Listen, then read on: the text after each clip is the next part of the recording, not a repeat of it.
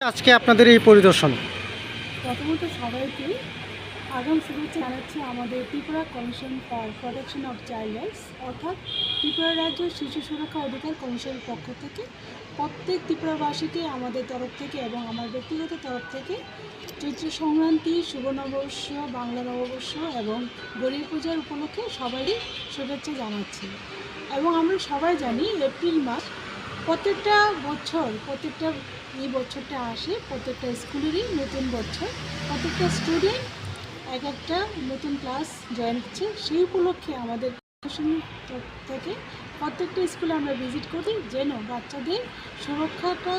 দেখা হয় এবং বাচ্চারা যেন স্কুলে আসা যাওয়ার ক্ষেত্রে বাস যে ব্যবহার করে সেখানে যেন ক্যাপাসিটির বাইরে কোনো বাচ্চাকে যেন নেওয়া না হয় এবং বাচ্চাদের বইয়ের বোঝা যেন কম থাকে, তাদেরকে এক্সট্রা কারিকুলামের জন্য সজাগ সেইভাবে প্রত্যেকটা বিদ্যালয়ে